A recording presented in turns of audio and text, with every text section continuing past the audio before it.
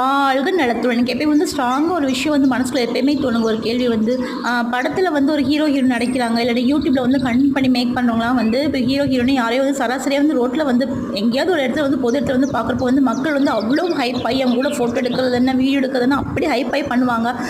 என்னமோ பார்க்க முடியாத ஒருத்தவங்கள பார்த்த மாதிரி ரொம்ப சந்தோஷப்படுவாங்க. எனக்கு அப்பலாம் வந்து ஆச்சரியமா இருக்கும். என்னடா படத்துல பார்க்குற ஒரு கதாபாத்திரம் அது ஒரு பொய்யான ஒரு கதாபாத்திரம். யாரோ ஒருத்தவங்க அந்த கதாபாத்திரத்தை வந்து மனசுல நினைச்சு அதை உருவாக்கி அது அந்த கேரக்டருக்கு உயிர் கொடுத்து நடிக்கிறாங்க. பட் அவங்க வந்து அதே மாதிரி தான் இருப்பாங்கன்னு நினச்சி மக்கள் வந்து எப்படி இந்த பொய்யான விஷயத்தை வந்து நம்ம எப்படி வந்து உண்மைன்னு நினச்சி நம்புறாங்க அப்படின்னு எனக்கு எப்பயுமே தோணுங்க. ஏன்னா வந்து வாழ்க்கையில் நமக்காக வந்து ஒரு சில சின்ன சின்ன விஷயங்களை வந்து நம்ம கூட இருந்து நிறைய விஷயங்கள் பண்ணுவாங்க. பட் அதை வந்து நம்ம வந்து பெருசாக நினைக்க மாட்டோம். யாரோ ஒருத்தவங்க சம்பளத்துக்காக வந்து ஒரு கேரக்டர் நடிக்கிறாங்க, அதே மாதிரி கண்டென்ட்டுக்காக வந்து யூடியூப்லாம் கிரியேட் பண்ணி போடுறாங்க. பட் அவங்க வந்து அந்த உண்மையாகவே அதே மாதிரி தான் இருப்பாங்க அப்படின்னு நினச்சி ஏன் பொய்யான விஷயத்தை வந்து மக்கள் வந்து இப்போ ஏமாந்து போகிறாங்க அப்படின்னு வந்து எனக்கு எப்பயுமே தோணுங்க. உங்களுக்கு அந்த மாதிரி தோணுச்சு கண்டிப்பாக கம்பல்சரி சொல்லுங்கள்.